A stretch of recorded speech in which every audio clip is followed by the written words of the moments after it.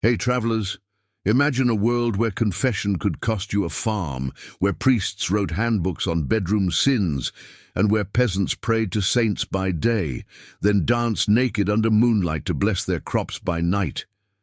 It wasn't fantasy. It was the Middle Ages, a world of faith, filth, and forbidden pleasure, where sin was both business and survival. So before we dig into the bizarre, hilarious, and very human love lives of medieval peasants, light your candle, settle in, and don't forget to like this video, subscribe to the channel, and join us as we unearth the strangest secrets ever buried in the village bed. Historians often say that if you want to understand a civilization, study its relationship with food, death, and sex. The Middle Ages, to that end, offer a buffet of all three, sometimes on the same table. When we talk about medieval peasant sexuality, most people imagine a world of chastity belts, pious monks wagging fingers, and villagers too busy dying of the plague to flirt. In truth, the reality was far earthier, funnier, and more human than any sermon or romance would admit. Let's start with the peasants themselves, the 90% of Europe who lived not in castles, but in mud-floored huts that smelled of smoke, onions, and livestock. They worked long hours in the fields, slept beside their animals for warmth, and bathed roughly once per Saint Feast, which is to say, not often. Yet within this rough-and-tumble life, sexuality was neither suppressed nor celebrated in the modern sense. It was ordinary, threaded through work, faith, and superstition. Peasants knew their bodies as tools of labor and reproduction, and the line between sacred and profane was rarely clear. The Catholic Church, of course, tried to make that line very clear indeed. From the 12th century onward, church councils multiplied like rabbits, issuing decrees on when, how, and with whom one could have sex. No Sundays, no Fridays, no Lent, no Advent, no feast days, of which there were about 100, and ideally only after confession. According to historian James A. Brundage, this meant that the average married couple was officially allowed intimacy for perhaps 60 days a year, which might explain the rise of creative interpretation. Still, medieval peasants were not the dour penitents of popular myth. Village life was full of laughter, gossip, and bawdy humor. The same communities that built cathedrals also danced around maypoles and sang songs that would make a monk blush. The famous 13th century Carmina Burana collection, written by students and clerics, contains verses celebrating beer, breasts, and bad decisions. In England, Chaucer Miller Tale, late 14th century, gave us a vividly peasant view of love and lust, complete with trickery, moonlit trysts. If these tales endure, it because they reflected a truth medieval villagers already knew, that human desire was both ridiculous and unstoppable. Contrary to myth, the Church did not invent prudery, it merely tried to systematize it. Canon law declared that sex existed for procreation alone, but folk wisdom in the villages told another story. Fertility was sacred, yes, but so was pleasure, for pleasure was believed to make conception more likely. Women's bodies, though publicly treated as suspect, were privately recognized as powerful, capable of both life and sin. In many regions, from Brittany to Bohemia, rural midwives doubled as wise women, mixing herbs not just for childbirth but for love spells and virility potions. Medieval aphrodisiacs included everything from roasted sparrow brains to powdered viper tongue, proof that humanity's faith in questionable remedies runs deep. Superstition governed much of this. In some English villages, a barren couple might roll naked in a field under the full moon to encourage fertility, invoking both the Virgin Mary and whatever pagan deities were still lurking in local memory. Elsewhere, young women carried sprigs of rosemary in their bodices to attract suitors, while men wore bits of iron near their groins to ward off impotence caused by witchcraft. It's easy to laugh, and we should, but these customs reveal a world where faith, magic, and biology were all part of the same conversation. Peasant courtship itself could be surprisingly formal. Bundling, for instance, allowed courting couples to lie in bed together, fully clothed or wrapped in separate blankets, while families listened nearby, a rural attempt at supervised temptation. In theory, it let young lovers talk and bond. In practice, it often led to premarital pregnancies, euphemistically called hand-fastings in advance. Church courts overflowed with cases of fornication, but enforcement was patchy. A priest might scold offenders one week and baptize their baby the next. Sin, it seemed, was less a moral failure than a fact of village life. Perhaps the oddest tension in medieval sexuality lay between public morality and private tolerance. On feast days, peasants engaged in carnivals and feasts of fools, where priests wore masks and villagers parodied sermons. During such festivals, social hierarchies reversed. Women dressed as men, farmhands mocked their lords, and obscenity was practically a civic duty. These were the safety valves of a repressive society, 1 week of chaos to balance 51 of control. To the church, they were scandalous. To historians, they were ingenious psychology. A society that could laugh at its own vices, however crudely, was less likely to explode. Sexual instruction, when it existed, came through gossip, jokes, and trial and error. Theologians wrote ponderously about natural intercourse. But few peasants owned books or could read them. Their moral compass was local, shaped by the parish priest, the village midwife, and the watchful eyes of neighbors. It was a world where everyone knew who was sleeping with whom, and where public penance might mean standing at Mass in one shift holding a candle. Yet as records from English manorial courts reveal, such punishments were often delivered with a wink. After all, as one 14th-century judge noted, the world would be but thinly peopled if all lovers were hanged. When we step back, the humor and hypocrisy of medieval sexual culture look strikingly familiar. Every age wrestles with the same questions: how to reconcile desire with duty, pleasure with piety, duty, pleasure with piety. The peasants of Europe simply did so with fewer baths and more saints. Their world was bawdy, superstitious, and profoundly human, and if some of their practices seem bizarre to us, as we move deeper into this story, we'll travel beyond the broad humor and into the lived rituals themselves. The wedding nights, fertility charms, punishments for adultery, and the strange communal logic that governed them all. For in the muddy crossroads between sin and survival, the medieval peasant love life tells us more about humanity than any sermon ever could. In the muddy lanes of a 14th-century rural village, under a patchwork of thatched roofs and ploughed fields, the journey from "I kind of like you" to "I do. Now we have 12 children" was neither swift nor simple. The world of courtship and marriage among peasants was shaped by economics, community norms, the church, and the enduring fact of human desire. It was a world where romance met rationing, where the church bell tolled for the banns more often than for passionate declarations, and where even the act of lying down together involved more ceremony, supervision, and superstition than modern daters might suspect. Love, in the sense of swooning glances and poetic longing, did exist in the Middle Ages. We have the literature of courtly love, but among the peasant classes, it was more often grounded in practicality than pure lyricism.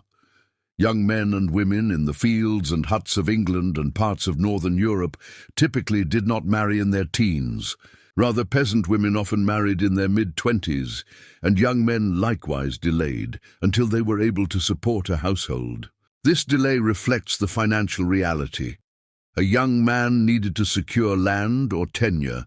A young woman often needed to finish her service as a domestic or farm worker. Social choice existed.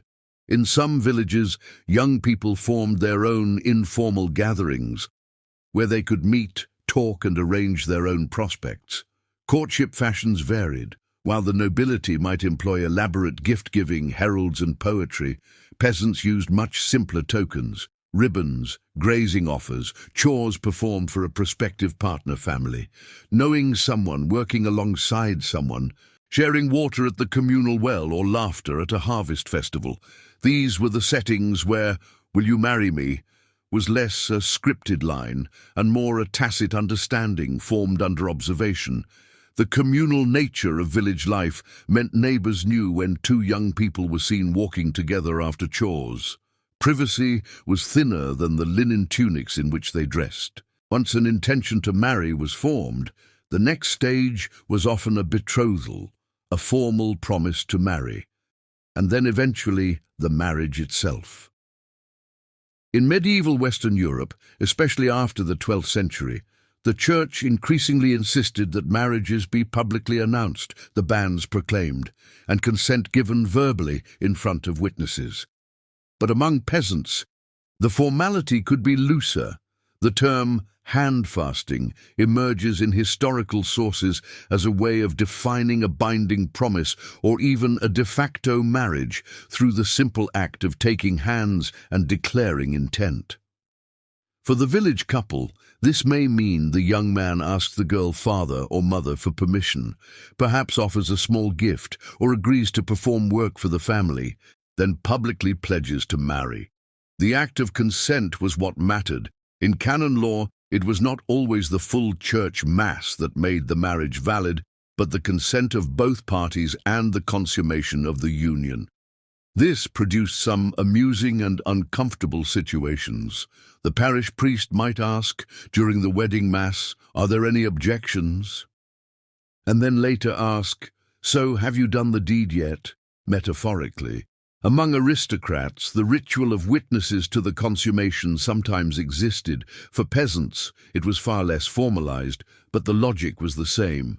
A fascinating local custom. In England, there existed the flitch of bacon tradition. If a peasant couple could swear after a year and a day that they had no cause to regret their marriage, they could claim a side of bacon. It may sound like a medieval game show, but it underlines the communal interest in marital stability and reputation. When the moment came that the couple lay together for the first time as husband and wife, it was rarely under silken sheets or with romantic music, unless the barn animals made music. It might be in their small single-room dwelling, perhaps under one straw mattress, perhaps in a curtained bed if the family was fortunate. What was important was that the union be consummated. For without the act of sexual intercourse, canon law held that the marriage was incomplete. The church insistence on consummation meant that both peasants and clerics viewed the wedding night as an event of serious import, not only emotionally and physically, but legally. A marriage that remained unconsummated might be annulled. Property rights hinged on the birth of children, and in peasant societies, where the couple labor and offspring were basic survival, consummation meant communal and economic continuity. The young wife might bring straw for the bed, the husband might bring ale for the guests, and the community awaited the outcome. For medieval peasants, marriage was not purely about love or the ceremonial pomp of nobility. It was fundamentally about forming a household, pooling labor, reproducing both labor and lineage, and ensuring mutual survival under feudal and manorial constraints. As one historian puts it, marriage was viewed as a means of regulating sexual activity and controlling carnal desire.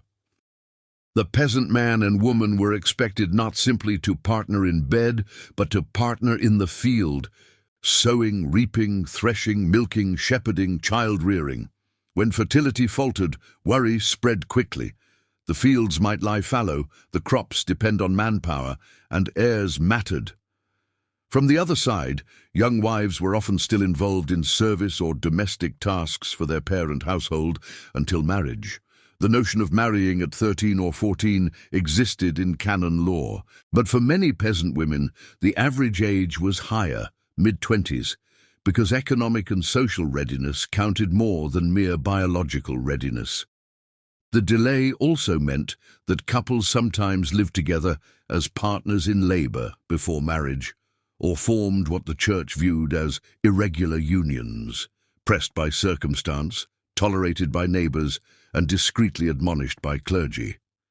It would be a mistake to imagine that peasant courtship and marriage were solely grim matters of economics and obligation. On the contrary, the village feast, the dancing around the maypole, the shared laughter over someone drunken stumble into the Hogan house, these were as much a backdrop to courtship as the plough and the parish priest. As one popular history site puts it, romance was not so romantic.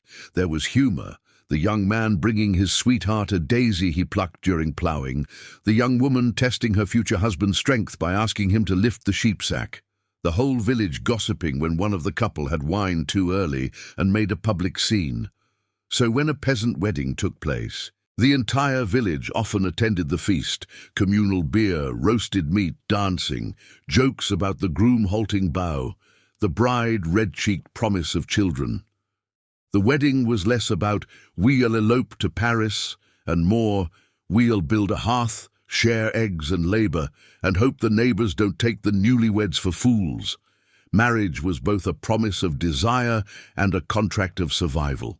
Despite these warm scenes, the structure was heavy with constraints. The church had rules, the bans, the prohibition of certain days, the need for consummation, the condemnation of sex outside marriage. But these rules bumped awkwardly into everyday village life. Peasant marriages often happened in haste when a girl became pregnant. The community rushed to legitimize union rather than scandalize children.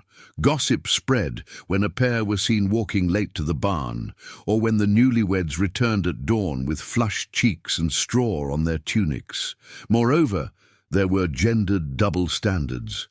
Women were expected to maintain chastity before marriage, in principle, and fidelity after. Men pre-marital dalliances were often tolerated as youthful foolishness. If the young bride was barren, her worth in the household declined.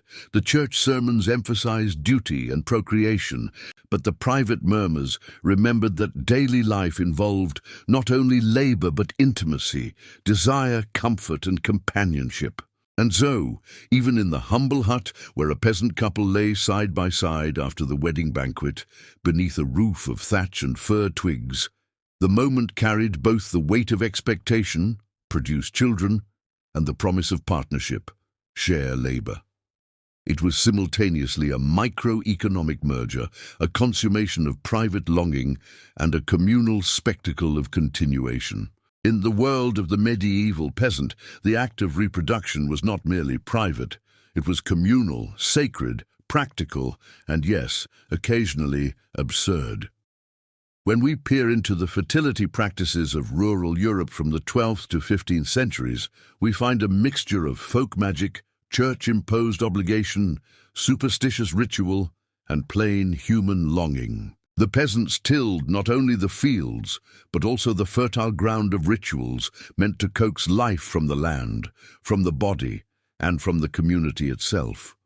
Let us wander into this muddy and mysterious terrain, with a historian gaze and an amused smile, to investigate how sex, fertility, and folklore intersected in peasant society. To start with a fact, when a peasant woman married in mid-20s, she did not simply embark on romantic adventures, she entered a contract with survival. After marriage, fertility remained robust among the peasantry. Once settled, couples produced many children, as studies on medieval fertility note. Infant mortality was high, living children were labor, heirs, social security. So fertility was not luxury, it was necessity. And because it mattered so much, fertility became a site of anxiety, ritual, humor, and folk science. Women played central roles in the fertility domain. Broader medical treatises aside, the lower-rank rural woman knew more about childbirth, herbs, charms, wombs, and whispers than the learned schoolman ever could. Childbirth was primarily managed by women. Early fertility practices included herbal remedies and charms, reflecting a blend of medical and magical beliefs. Folklore and superstition sat side by side with practical concerns: how to conceive, how to carry to term, how to survive the ordeal of birth. The peasant woman bedside table, if she had one, held nettles and rue, frankincense and holy water, perhaps even more dubious concoctions. Some of these remedies were serious, others make us wince now with their oddity. But they all reflect a surprising truth. In an age of official doctrine, peasants were mixing their own recipes for fertility. It is one thing to say that fertility mattered. It is quite another to see how it manifested in practice. In village life, seasonality and the body were deeply intertwined. The rituals of spring, the planting of seed, the promise of harvest, all of these were mirrored in expectations of childbearing. While many of the surviving sources come from high culture or clerical complaints, folklorists and historians have identified enduring customs that speak of fertility's social life. For example, there is the well-documented motif of the phallic tree, a startling public image of oversized phalluses on a tree in 13th century Tuscany, likely referencing fertility, renewal, and perhaps a sly wink at social order. The image invites us to consider, what if fertility could be visualized, shown, pointed to in public? For peasants, the body was less modest and more material than many modern accounts allow. Another custom, bundling, we mentioned it earlier, let young couples lie in bed together to encourage familiarity, closeness, and eventually marriage. It was less formal than the wedding night, but more practical than modern dating. The blending of folk ritual, social supervision, and sexual intent is clear. To conceive was to collaborate with the body, the earth, the spouse, and the community. Sometimes the ritual included the couple rolling under the full moon or having to perform a symbolic task to earn the right of bed sharing. While direct evidence from peasants is sparse, the persistence of such customs suggests clear popular logic. Fertility did not occur in a vacuum. Let us catalogue some of the more curious practices, not to mock, but to appreciate how human ingenuity blends with superstition. It was common to find women carrying sprigs of rosemary, or sometimes rue, tucked into their clothing to attract a suitor or to stir affection. Men might carry an iron object near their groin to ward off impotence or witchcraft. Folk medical texts mention roasted sparrow brains, powdered viper tongue, charms written on parchment and hidden under pillows.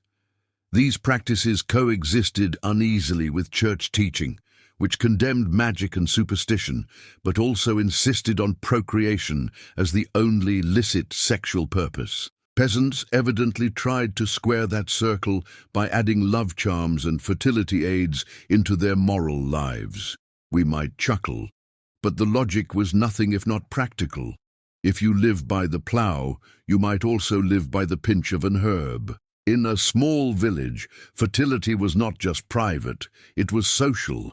A woman who did not conceive quickly or who lost multiple children might find herself under quiet suspicion. Is she infertile? Has she been bewitched? Meanwhile, her husband's labor, lineage, and reputation hung in the balance. Because peasant marriage and fertility mattered so much, community mechanisms emerged. Gossip, shame, but also ritual compensation. Some villages held public dances or feasts celebrating childbearing couples. Others mocked the barren by verbal jibes or exclusion from certain games.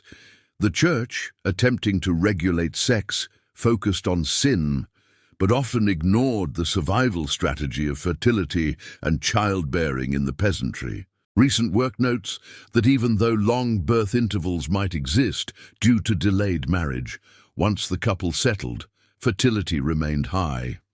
The interplay of religion and folk belief is perhaps the most intriguing dimension. The official line, sex within marriage for procreation, and often only at certain times. The folk line, sex may help fertility, magic might assist, and the body is a site of hope. Among peasants, the body was not a battleground of sin alone, it was a workshop for life.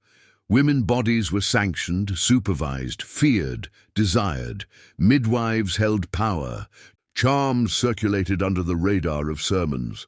The church sometimes pushed back, forbidding certain bundlings, threatening excommunication for illicit love charms, but often its reach was uneven in rural areas. As historian P.J. Geary notes in his study of peasant religion, rural belief systems incorporated Christian and pre-Christian elements in uneasy mixtures. Thus, when a peasant couple in spring walked past the maypole carrying a sprig of rosemary, whispering to the moonlight, the historian should neither dismiss them as ignorant nor romanticize them as rustic sages. They were both human beings negotiating survival, desire, community expectation, and the invisible world of magic. For a moment, picture the scene. A young peasant woman hurries into the open field at dusk, she carrying a small pouch of herbs sewn into her skirt. She knows the midwife warned her that, if the moon is waning, you must not sprinkle the bride bed with rosemary. Elsewhere, her husband has been told, do the job within 3 nights of the feast and bring to the vicar proof you fulfilled your duty. He rolls his eyes, not at her, but at the absurdity of it, and perhaps wonders if the rye crop will thrive if he lifts the plough at the right hour. The church has told them to wait a week after the harvest feast before using the bed. The midwife tells them to pray to St. Margaret and carry a bit of iron. The neighbour whispers the bride womb might be cursed unless the neighbour goat bleats thrice under the moon. The young couple laugh at the chaos quietly and carry on anyway. And in a world where the pig sometimes mattered more than the parchment, perhaps this ritual felt necessary. And in a world where sex was messy, dangerous, hopeful, and practical all at once, the humor of the situation, the mixture of earnest ritual and human frailty, was the salt in the stew. So we leave this section with the recognition that fertility in the medieval peasant world was at once an economic necessity, a social expectation, a bodily drama, and a ritual performance. The sprouts of rye, the sprigs of rosemary, the moonlit vigils, and the whispered charms all belong to the same world as the hired labor. The field hands, the manorial dues, and the simple hearth of the one-room cottage. In the next segment, we will turn from the personal quest for fertility to the communal spectacle of sexuality, public shaming, charivari, and how villagers policed each other's desires, often with equal parts moral rage, theatricality, and gossip. Because if fertility was the silent engine of peasant life, then the response to its disruption was the village loud and messy ritual. If fertility was the silent song of medieval peasant life, shame was its drumbeat, loud, communal, and impossible to ignore. In the same villages where couples rolled in moonlit fields hoping for children, others were dragged through those same streets for failing to behave properly. Sex, when public, was scandal, when hidden, suspicion, and when discovered it became a carnival of morality. It's easy for modern readers to imagine medieval sexuality as privately policed by priests and lords. But in reality, the village itself was the main moral watchdog. In an era before formal police or tabloids, gossip and ritual mockery were the twin tools of justice. The system worked less through written law and more through performance, with pots, pans, and song. One of the strangest and most widespread customs was the charivari, or rough music, found across medieval Europe, France, England, Germany, Italy. It was a noisy public demonstration used to shame those accused of sexual misbehavior. Adulterers, cuckolds, or newlyweds thought mismatched by age or behavior. A husband beaten by his wife. Expect a charivari, a widow marrying a much younger man? Same. A typical scene went like this. As night fell, villagers armed with pots, pans, horns, and bells gathered outside the offender home. They banged, howled, and chanted rhymes, some moralistic, others gleefully obscene. In parts of France, they paraded a man accused of being henpecked, riding backwards on a donkey, his face to the animal tail, sometimes holding a distaff to symbolize woman work. In England, this was called skimmington riding, from the wooden ladle, skimming spoon, waved aloft as a symbol of domestic disorder. The anthropologist Edward Thompson once called charivari a ritual of community control, but it was also a kind of social entertainment, moral theatre with a laugh track. The whole point was to reassert order by turning disobedience into spectacle. The laughter was not kind, but it was cathartic. For all the church power, parish priests often relied on lay participation to enforce moral codes. A sinner who confessed to fornication might be sentenced to stand barefoot at Mass in a plain shift, holding a candle, or to walk around the churchyard while the congregation looked on. But the church punishments were often quiet compared to the village. The crowd could be merciless. Medieval court rolls record both humour and cruelty. In 1311, the English manor of Wakefield fined a woman named Agnes because she scolded her husband and made him a laughingstock. Her husband, embarrassed, retaliated by forcing her to carry a distaff through the streets while neighbours jeered. In another record from Normandy, the ties that bound. In another record from Normandy, a man found guilty of adultery was forced to crawl through the village square in his shirt while children pelted him with mud. The theory, humiliation purifies sin. The practice, public entertainment. What remarkable is how funny these acts were intended to be. The boundary between punishment and comedy was porous.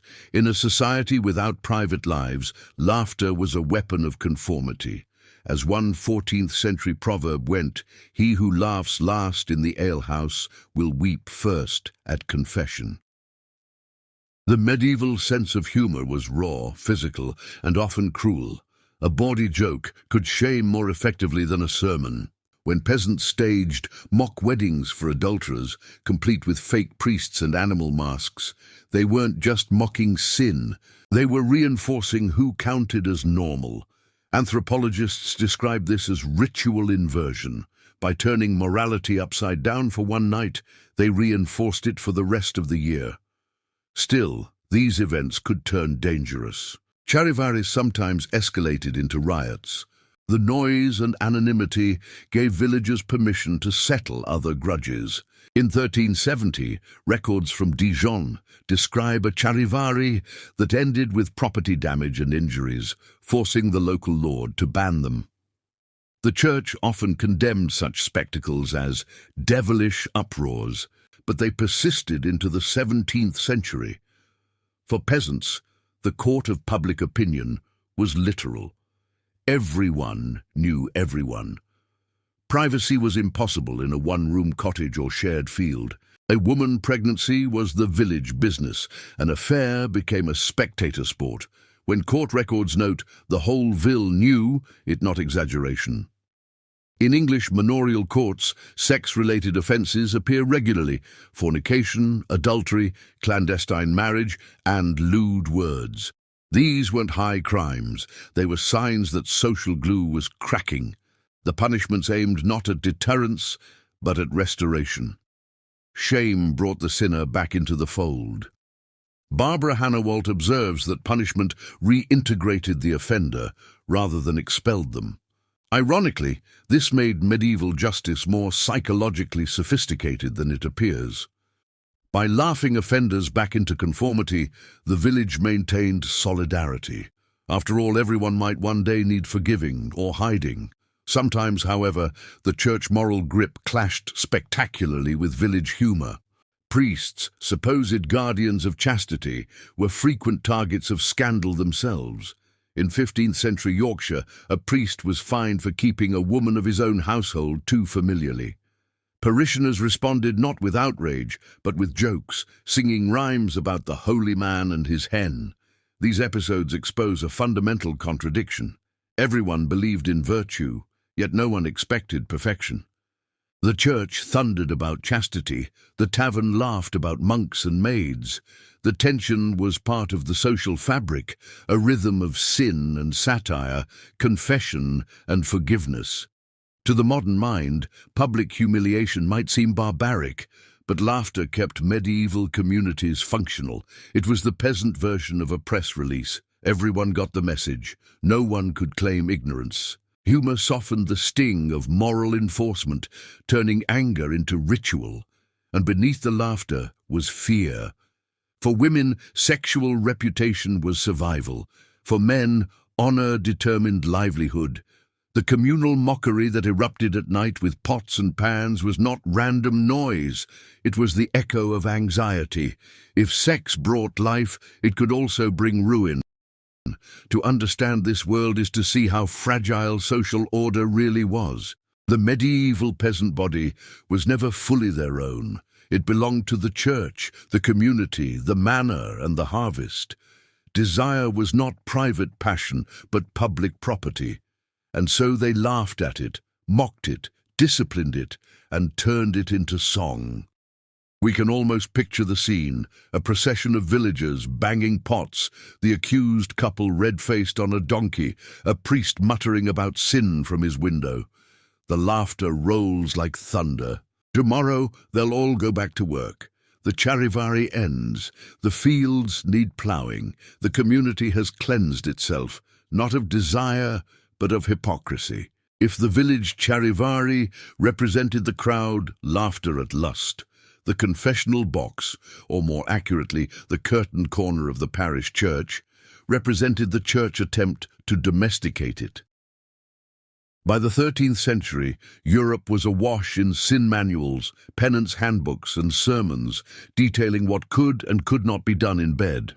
It was as if the clergy, realizing they could not stop peasants from coupling, decided to drown them instead in paperwork.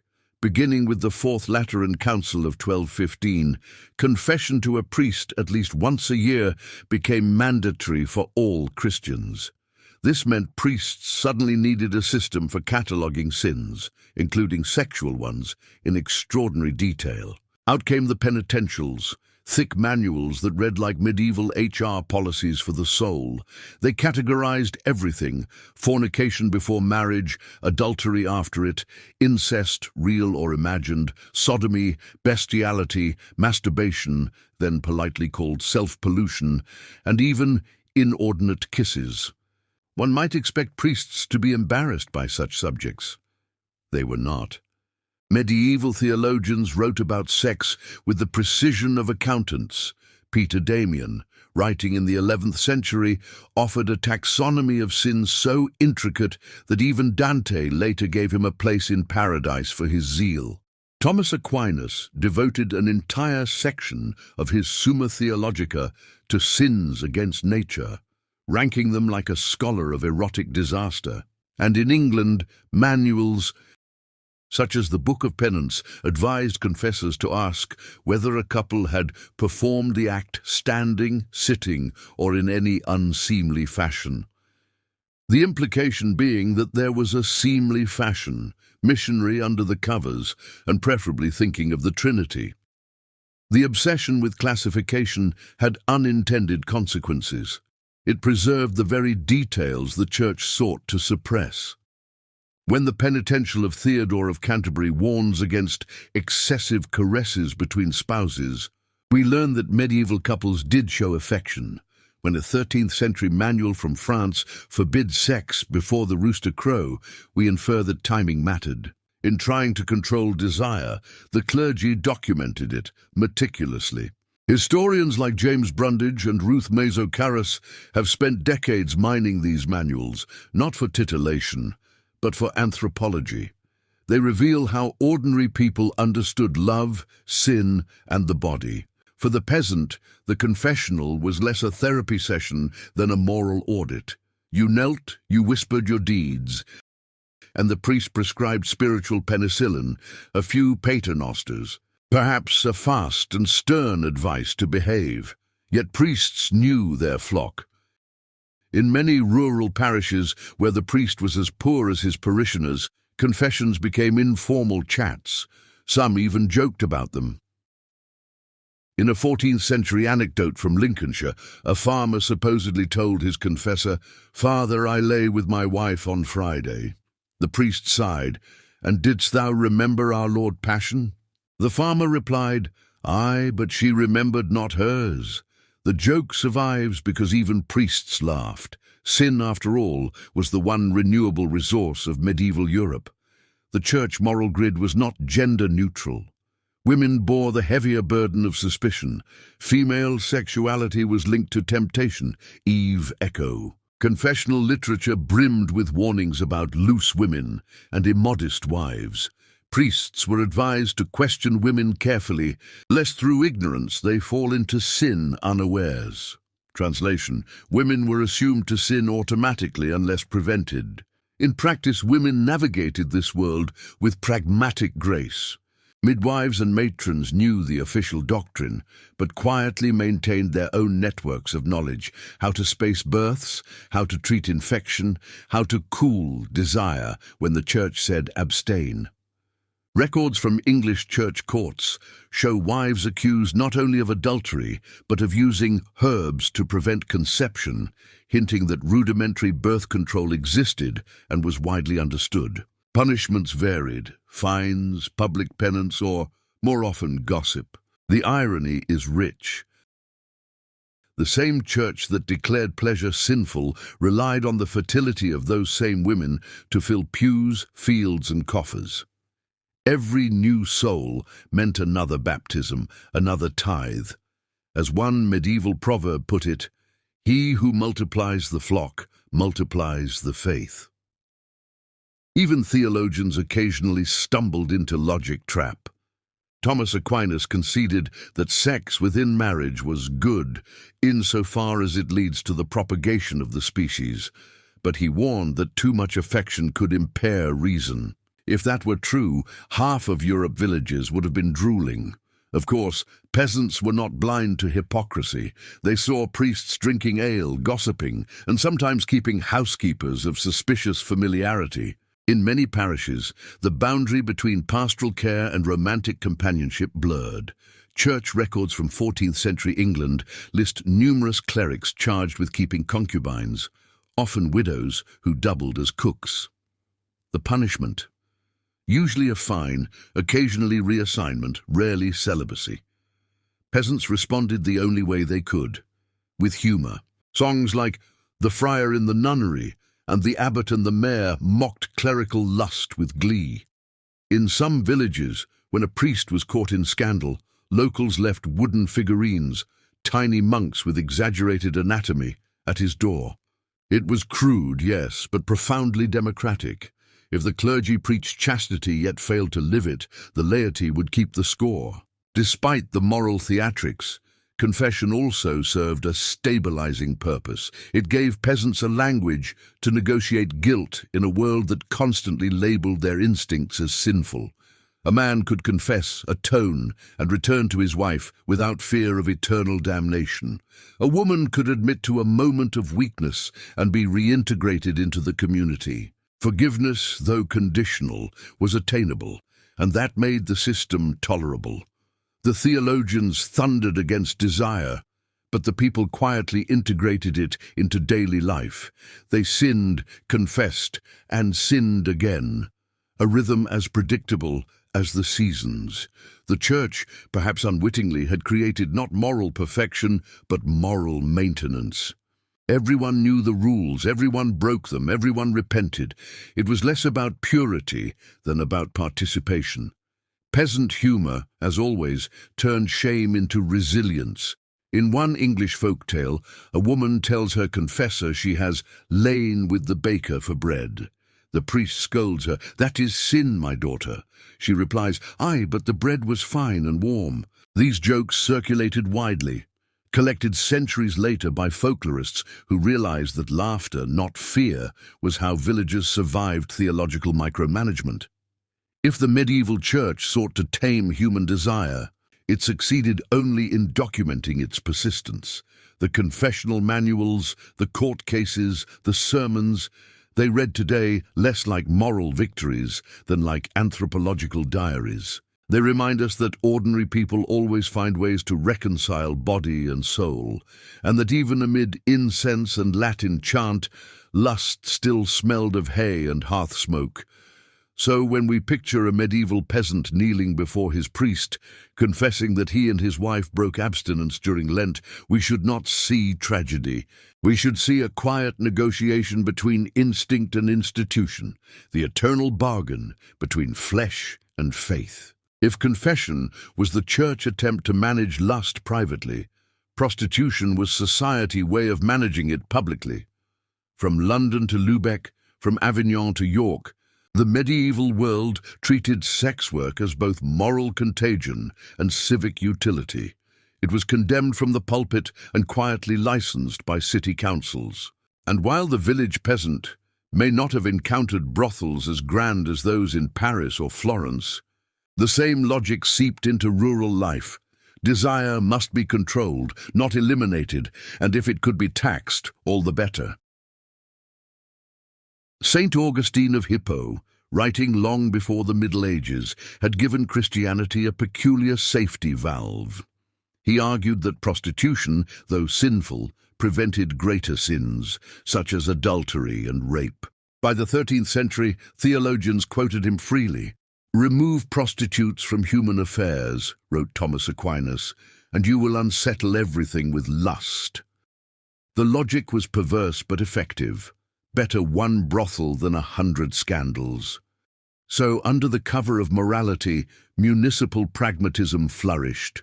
Cities like Paris, Toulouse, Nuremberg, and London established licensed red light districts, often just outside the main walls. Brothels paid rent to the town treasury, sometimes even to religious houses that owned the land.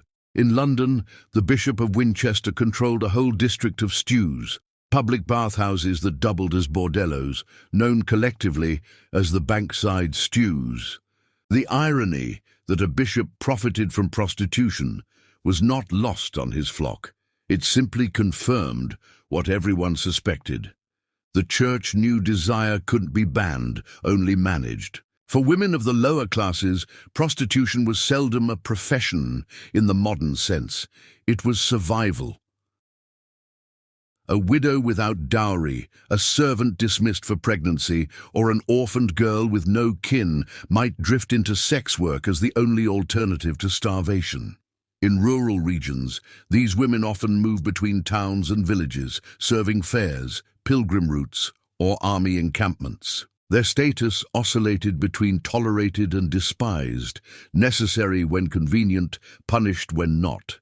Records from 14th century England show town officials fining lewd women during Lent or Holy Week, not because of their trade itself, but because they worked on the wrong days. In other words, sin, yes, but schedule it properly. In Avignon, the papal city, a 1370 ordinance required prostitutes to wear yellow veils and live in designated quarters. The same ordinance promised protection under municipal guard, an early form of labor regulation that reads like both compassion and control. For most, the line between servant, mistress, and prostitute was thin. A brewer wife might sell beer by day and, discreetly, affection by night. A laundress might earn a little extra from travelers. Peasant girls in market towns were often caught between moral rhetoric and economic necessity, an old story wearing medieval clothes. Though rural hamlets lacked formal brothels, they had informal ones. The widow cottage at the edge of the wood, the alehouse run by a gregarious woman, the barn during fair season. Alehouses, in particular, served as what one historian calls the peasant drawing room, places of gossip, song, and semi-private encounters. Church courts often fined alewives for allowing disorderly company or night gatherings. What they meant, of course, was flirting, fondling, and sometimes more. The humour of it was not lost on the villagers. Ballads from the 15th century celebrate the merry taverner maid who pours the ale and warms the bed.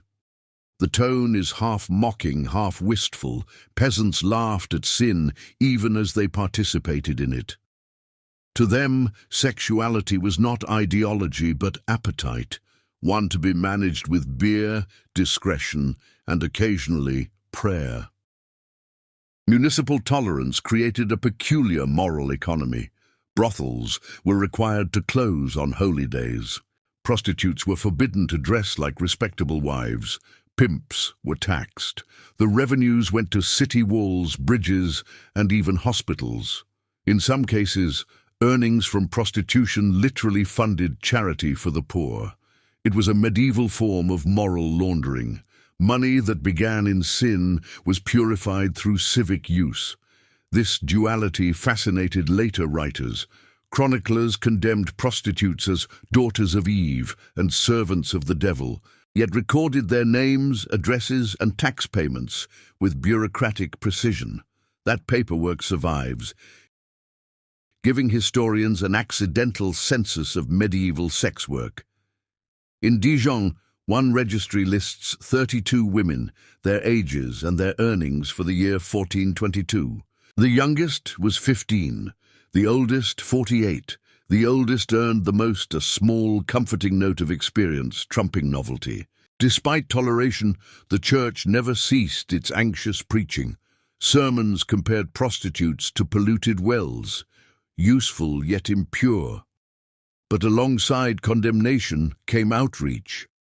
By the 13th century, cities founded Magdalene houses, asylums for fallen women who wished to repent. Some were genuine refugees, others resembled prisons. The women were expected to pray, spin wool, and live chastely under supervision. A few did reintegrate into ordinary life, often marrying older widowers, grateful for domestic help. Most, however, remained in a moral limbo, forgiven but never forgotten. In this uneasy balance between tolerance and penance, hypocrisy thrived. Confessors warned men not to frequent prostitutes and then fined the women for tempting them. As Jacques Rousseau dryly observes, the medieval prostitute was both the scapegoat and the solution to masculine sin. It was a logic only bureaucracy could love. Peasant humor again served as social pressure relief. Street songs mocked jealous wives and boastful men who lost their purse and virtue in one night. In Germany, a popular carnival play featured a monk sneaking into a brothel disguised as a pilgrim, only to be recognized by the madam, his former mistress. The crowd howled. The moral was ambiguous. Such plays, like the Charivari, reminded everyone that sin was communal property, to be shared, judged, and laughed at. Prostitution in the medieval world was not a symptom of moral decay, it was a byproduct of survival. The peasant girl who followed the fairs or served pilgrims was navigating a system that offered her no safety net.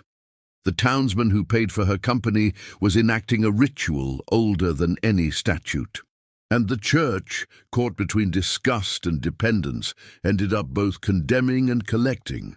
If the confessional represented the spiritual economy of sin, the brothel was its physical marketplace.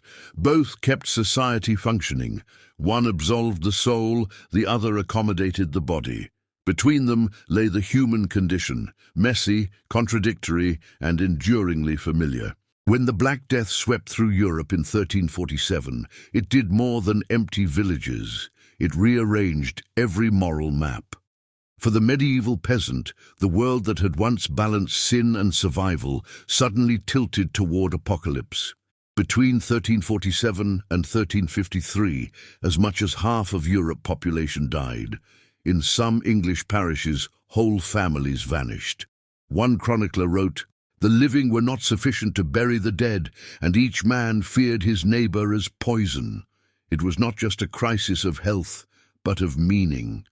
And wherever meaning collapses, sex becomes either sacred or defiant. In the wake of the plague, the rhythms of life, planting, harvest, marriage, childbirth, fractured.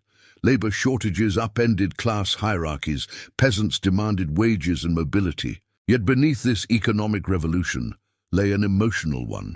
When half your village is gone, tomorrow becomes optional. Records show a rise in quick marriages, irregular unions, and clerical complaints about fornication under fear of death.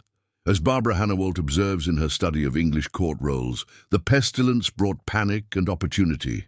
Panic that the world was ending, and opportunity because no one was watching closely. Some saw this as repentance hour, others as its opposite. Preachers lamented that survivors lived as though tomorrow were never promised. In Florence, Giovanni Boccaccio opened the Decameron with a vision of citizens abandoning restraint.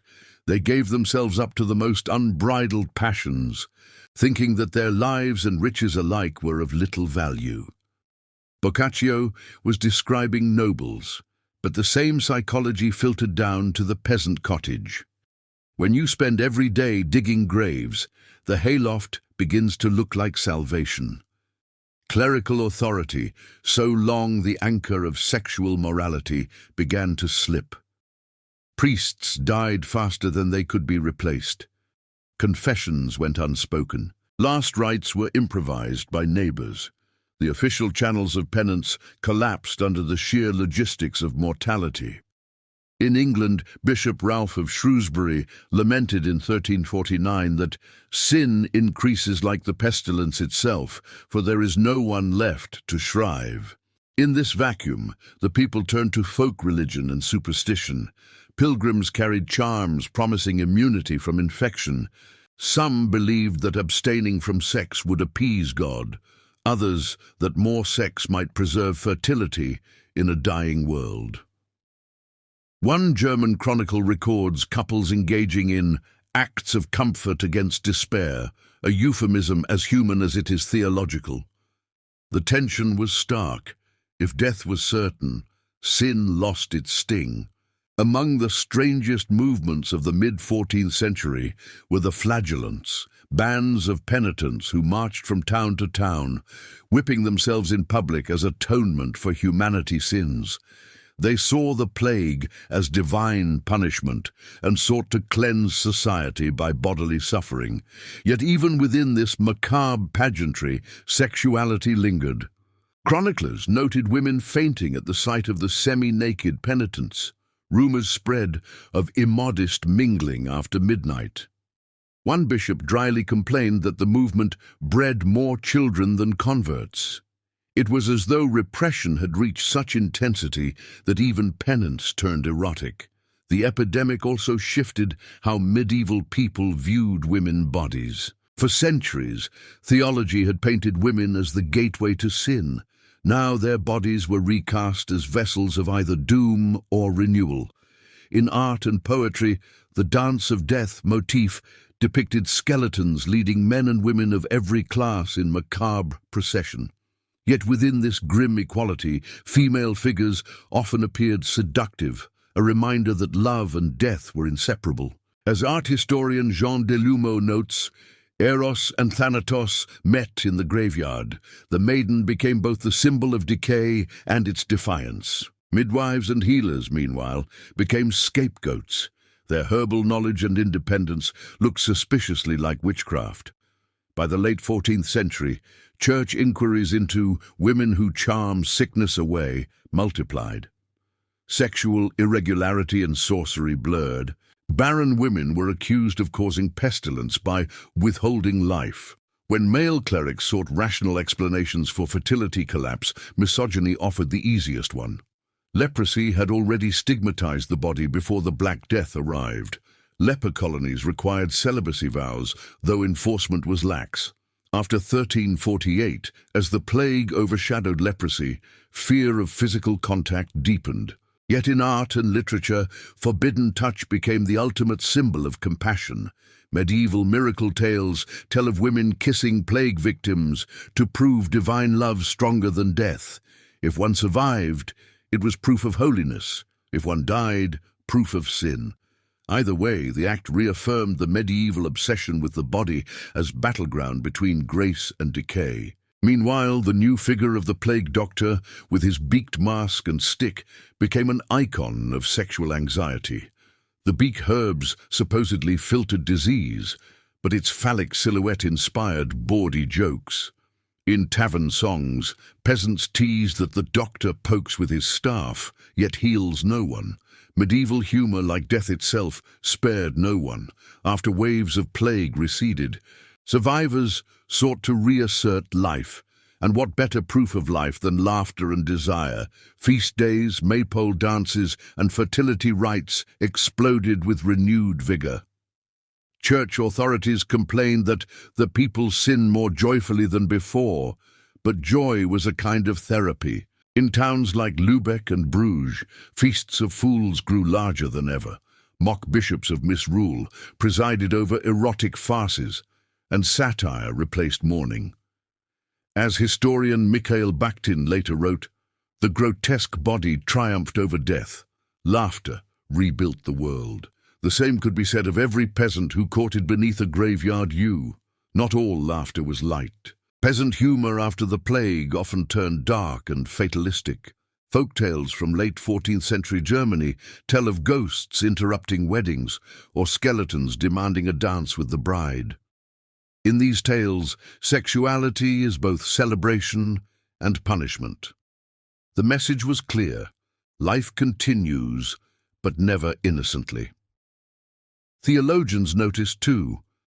Some argued that the plague was sent because of sexual sin, others that it persisted because people refused to abstain. The contradictions were endless. In 1360, a Paris preacher declared, "Fornication multiplies pestilence." The next year, another insisted, "The pestilence drives men to fornication."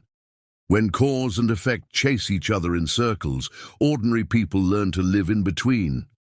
They confessed, copulated, prayed, and hoped not to cough. To the medieval peasant, plague and passion were not opposites but siblings.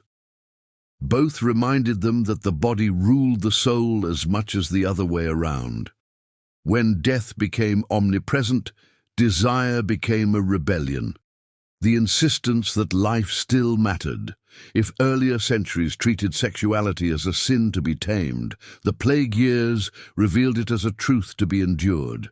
It is tempting to romanticize this defiance, but it was born of exhaustion as much as freedom. The laughter in the alehouse, the hurried wedding in the chapel, the whispered prayer under a full moon. These were survival mechanisms, not philosophies. Yet they tell us something enduring, that even in catastrophe humans reach for warmth. Medieval peasants, half terrified and half laughing, turned love into resistance, and in doing so they left behind the oldest moral lesson of all, that the line between sin and salvation is drawn in the dust, and every plague eventually wipes it clean. The story of medieval sexuality does not end in a brothel, a confessional, or even a plague pit. It ends in the same place it began, the fields. For the peasant, life was a circle drawn in soil, sowing, harvest, hunger, birth, and death. Between those cycles, desire persisted. It might be policed, mocked, confessed, or sanctified, but it never disappeared. The church might claim the soul, the Lord might claim the rent, but the body, its hungers, its laughter, its quiet tenderness, belonged stubbornly to the people themselves. When Europe slowly recovered from the Black Death in the 15th century, its social order looked familiar, yet subtly altered. Fewer mouths meant higher wages. Peasants gained leverage against landlords. Some even bought land outright. Marriage patterns shifted again. Couples delayed wedlock until they could afford it. And love, though still tangled with duty, became a more visible part of courtship. Historians like Eileen Power note that affection emerged not as rebellion against religion, but as its companion. Power, medieval people. In villages from England to Bohemia, folk songs began to describe love not as sin or folly, but as comfort. The ploughman's sweetheart, once the butt of bawdy jokes, became a symbol of loyalty. A late medieval English ballad sings, "She milks the cow at dawning light and keeps her man from sorrow night." It's simple, almost naive, yet revolutionary. Where the theologians measured sin, peasants measured kindness. By 1450, the human body itself was being reimagined. Renaissance medicine, still crude but curious, replaced superstition with observation. Midwives' herbal wisdom mingled with university anatomy. Churchmen who once preached that passion-clouded reason now wrote of mutual affection within marriage as a medicine for melancholy. Even confession manuals softened. One 15th-century text advised confessors to inquire gently, for shame is no cure. Still, the old fears lingered. The witch hunts that would erupt a century later had roots in the medieval suspicion of female sexuality. The wise woman of the village, healer of births and fevers, too easily became the sorceress in an anxious priest sermon. But that fear proved something paradoxical, that women knowledge had survived the centuries of control. In their herbs and whispered remedies lay the remnants of an older, earthier wisdom, the sense that creation itself was not shameful, only powerful. If one thread binds this entire history, it is humor. The peasant laughter, sometimes ribald, sometimes weary, was both shield and weapon. When he banged pots in a charivari, he mocked sin and authority alike. When she whispered a love charm under the moon, she laughed quietly at sermons that said she was cursed. Medieval laughter was not trivial. It was an act of survival. As Mikhail Bakhtin observed of medieval carnival, laughter was universal. It abolished hierarchies and renewed life. In every bawdy tale and wedding song, that renewal lives. One cannot help but admire the psychological balance. The same people who feared hell also carved jokes on church pews. They confessed sin one day and toasted it the next. They believed in angels and fertility charms, the Virgin Mary and rosemary sprigs, all without apology. Their world was inconsistent and perfectly human for it. For peasants, love was work. Literally. It meant rising before dawn, sharing bread, patching roofs, tending infants, burying parents. It meant laughter over ale and silence beside a dying child. Desire was folded into duty, not opposed to it. When church law demanded that sex serve only procreation, peasants quietly turned it into affection. When moralists raged about lust, they simply got on with life. And through that stubborn ordinariness, they created an unspoken theology, that the body was not the enemy of the soul, but its companion. Every harvest proved it. The same hands that clasped in prayer also sowed the earth. The same bodies that sinned also kept the world alive. By the late 15th century, popular literature began to reflect that more forgiving view.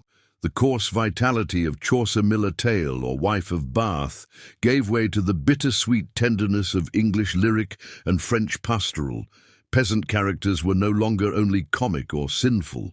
They were wise in their simplicity. When a shepherd in a 15th century carol tells his beloved, "Christ was born in a stall, and so may we love without shame," he doing theology in rhyme. Theologians may not have approved, but the sentiment stuck. The sacred had learned to share a bed with the profane. Modern readers often see medieval sexuality through two caricatures, repression or debauchery. The truth, as always, lies in the mud between. Peasants were neither saints nor libertines. They were survivors, negotiating the contradictions of hunger, faith, and flesh. Their bizarre practices, bundling, fertility charms, charivaris, bawdy songs, were the vocabulary of a world trying to make sense of itself without Freud, antibiotics, or privacy. It is tempting to laugh at their superstitions, but our own obsessions, diets, dating algorithms, moral panics, might one day look equally absurd. If anything, the medieval peasant honesty about the body feels refreshing. They did not hide their need for love, they folded it into the rhythm of life. So what remains after 8,000 words of mud, prayer, laughter, and lust? Perhaps only this: the medieval peasant world, for all its superstition and hardship, recognized something we often forget, that the body is not a problem to be solved, but a story to be told. They told it through labor, through song, through scandal, through childbirth and confession and laughter that rang across fields. In the end, The most bizarre sexual practice of all was not what they did, but how they endured, turning guilt into folklore, fear into ritual, sin into humor, and the act of living itself into a form of faith. In their hands, desire became what it had always been, the stubborn pulse of humanity refusing to die, even in the shadow of plague, poverty, and judgment. So if you ever stand in an old European field at dusk, where the soil still holds the bones of 1,000 forgotten villagers, imagine their laughter drifting through the wind. They knew something we still struggle to learn, that love, no matter how policed or punished, is always gloriously fertile.